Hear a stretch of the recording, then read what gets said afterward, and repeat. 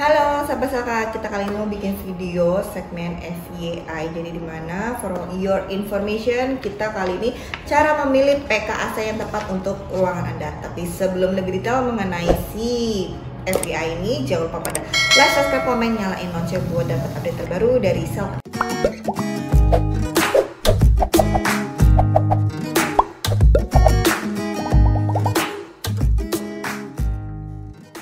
Halo sahabat Selka, kalian udah tahu belum kalau Selka ini sudah ada untuk cuci AC-nya. Nah, kita ini sudah melayani sampai 5.000 customer untuk pencucian AC di Selka. Kita cover dari setengah sampai 2,5 PK untuk AC split rumahan.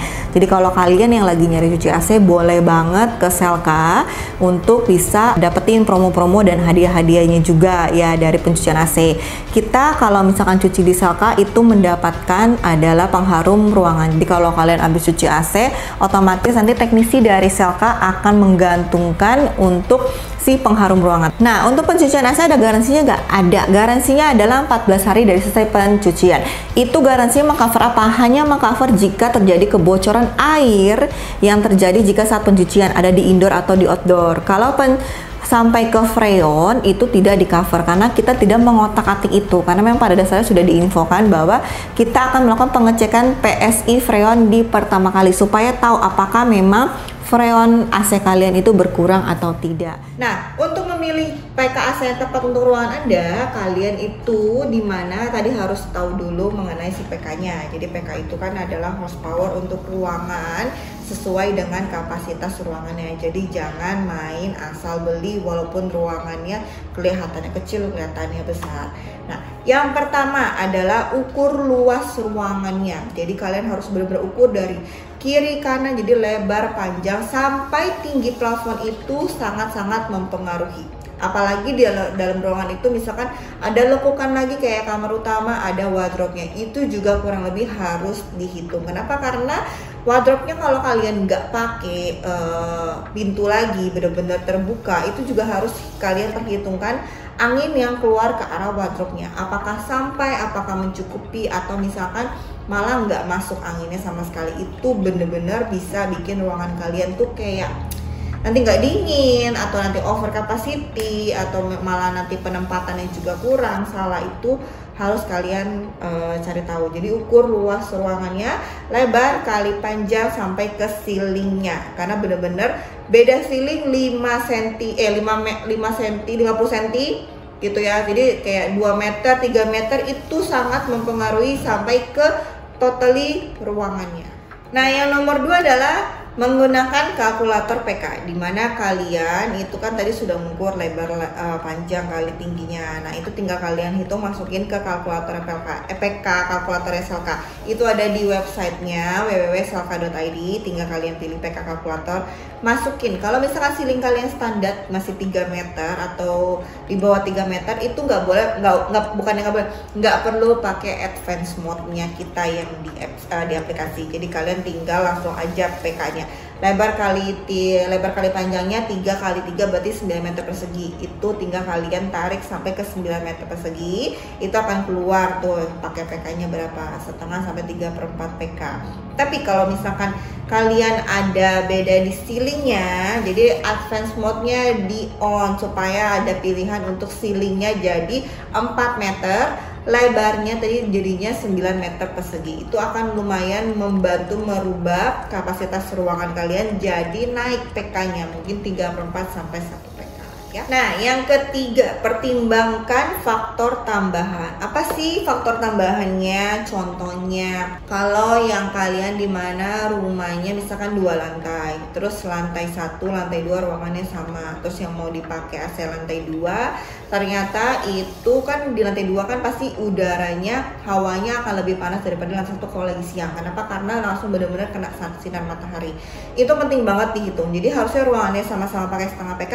Kenapa sih yang lantai 2 saya harus naikin jadi 3/4? Karena nanti pas lagi panas ya, itu akan benar-benar berasa banget dan AC kalian akan langsung ngerasa kok nggak dingin. Jadinya kalian ngerasa kok AC-nya rusak. Padahal itu faktor dari matahari yang langsung tertuju ke ruangan tersebut, yang karena langsung dari atap ya. Itu salah satu faktornya. Kedua yang biasa terjadi, ruangannya benar-benar sampingnya full kaca banget ya, terus mataharinya masuk. Nah itu juga sangat mempengaruhi. Jadi mau lantai 1, lantai 2, lantai 3, tapi kalau benar-benar kacanya full gede banget nggak ada keluar, terus kena matahari, itu udah double. Itu udah wajib kalian harus naikin PK-nya. Jadi harusnya setengah PK, pakailah 1 PK gitu. Itu salah satu contohnya. Berikutnya yang dimana misalkan ruangan itu yang tadi saya bilang ada wardrobe-nya. Jadi kamar utama ternyata ada ruangan lagi wardrobe yang cuman ada sela pintu yang kurang lebih buat masuk aja, tapi kalian di wardrobe-nya nggak pakai AC, berharap dari AC yang di kamar utama. Nah kalau kalian nggak naikin PK-nya, itu nggak bakal bisa cover sampai wardrobe. Jadi kalian wajib naikin. Contohnya pakai 1,5 PK, ruangan kamarnya lebih baik naikin jadi 2 PK supaya dia bisa cover sampai ke dalam wardrobe, walaupun nggak akan sedingin di dalam kamar yang utama ya, karena kan nggak mungkin larinya banyak banget, itu udah pasti. Jadi jangan menyalahkan maksudnya kok nggak dingin sampai ke wardrobe. Nah itu nggak usah diperdebatkan, udah pasti nggak bakal dingin banget gitu loh, karena kan udah di pojok masuk sela-sela ya gitu. Jadi pastikan ya, yang penting dingin aja gitu, yang penting naikin PK-nya supaya bisa cover keseluruhan ya. Nomor 4, konsultasikan dengan ahlinya. Jadi kayak konsultasikan ke teknisinya.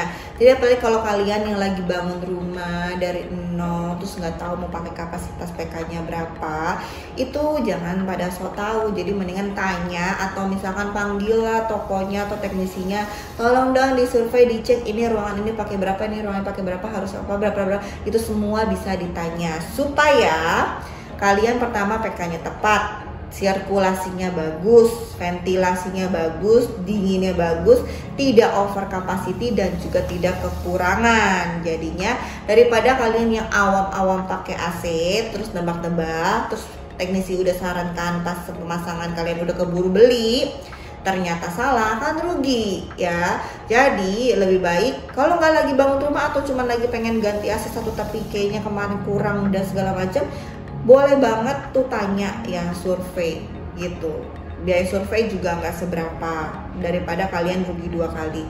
Tinggal tanya, saya kemarin pakai setengah PK nih tapi kayaknya nggak dingin nih, kenapa ya? Oh pas dilihat ternyata ruangannya memang harus pakai setengah PK kak, tapi kakak ruangannya itu di lantai 2 panas atau lagi kena kaca, jadinya pasti nggak bakal dingin. Kalau malam ya lumayan, tapi tetap aja akan mempengaruhi. Jadi lebih baik dikonsultasikan supaya AC yang kalian pasang tidak rugi, tepat dan tetap dingin ya. Nomor 5, pertimbangkan fitur tambahan. Jadi selain kapasitas kedinginan dari PK-nya, kalian juga harus pertimbangkan dari fitur-fitur AC yang lagi kalian incar gitu. Jadi lumayan membantu apakah itu bisa membuat yang kalian pilih itu membuat ruangan kalian makin lebih dingin atau makin lebih panas atau makin lebih bagus.